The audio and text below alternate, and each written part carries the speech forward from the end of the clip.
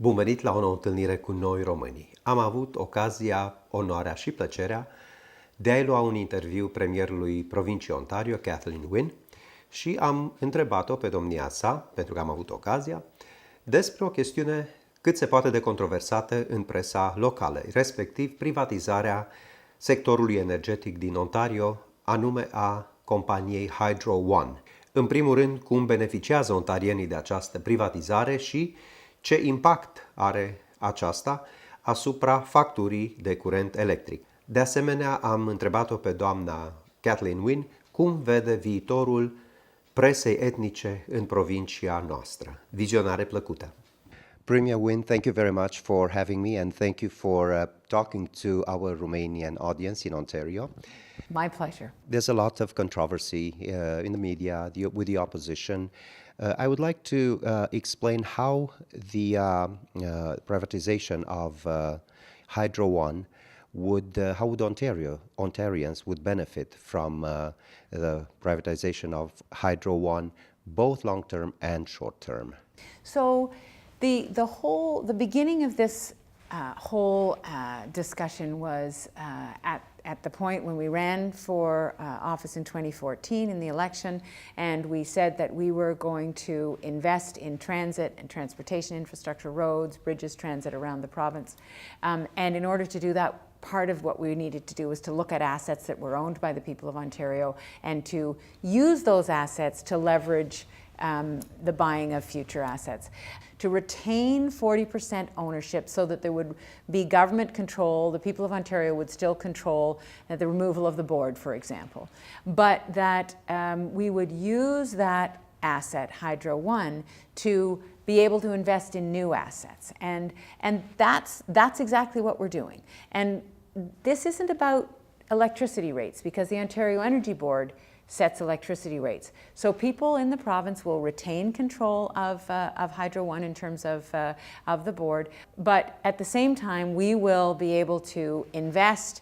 We're making an investment of $160 billion over 12 years, and that means new transit, it means new roads, it means new bridges, it means schools and hospitals are being built all across the province, and we can only do that if we have the resources. Do you estimate that the consumers, people of Ontario, will feel this as a shock on their bills or not? No, I mean, the fact is that most people in the province aren't served by Hydro One. They're served by other distribution companies. So, you know, somehow the opposition would like people to think that everybody is served by Hydro One, but that's not the case. There are many distribution companies around Ontario. And so the impact that people will feel is that they will see infrastructure being built. And, you know, I recognize, having said all of that, I recognize that for other reasons, we have seen electricity prices go up in Ontario. The reason electricity prices have been going up in Ontario is because we made some very significant investments in the electricity system. We have built over 10,000 kilometers of hydro line. We shut down the coal-fired plants, and so we needed to replace that energy. So there have been gas plants that have been built in Ontario, and there's a renewable industry, whether it's wind turbines or solar panels.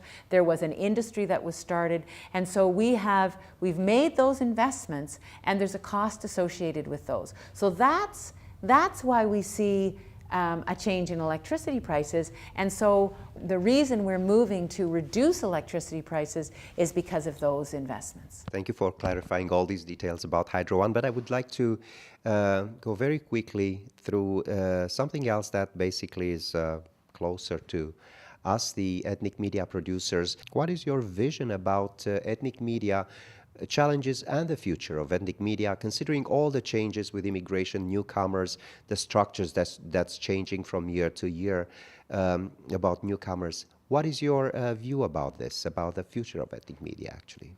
Well, you know, I believe that the ethnic press, the ethnic media, play a very, very important role in our democracy, quite frankly, because the ethnic media in a pluralistic, multicultural society help people to stay connected to their culture and at the same time integrated into the new culture that they're living in. So we work as a government to make sure that advertising, for example, is not just in mainstream English or French media, but also in the ethnic media. So that, the fact is that the ethnic media are private enterprises. They're private business. And so we don't support media in terms of direct grants. That's not something that government does. But through the advertising and those kinds of supports, that's what I think we need to continue to do. And I know that different members of the ethnic press have talked to me about whether there was a fair distribution of advertising. That's something that we need to ensure. But that, I think, is important. Also, having you here in my office, making sure that I provide access to me and to my ministers for the ethnic press, I think that's extremely important in making the ethnic press relevant to people in the province and in the city, so that they can report on what their elected representatives are saying. Thank you for interviewing me and for the work that you do. You talked about the ethnic press. Well, I'm very grateful to the ethnic press for the community building that you do.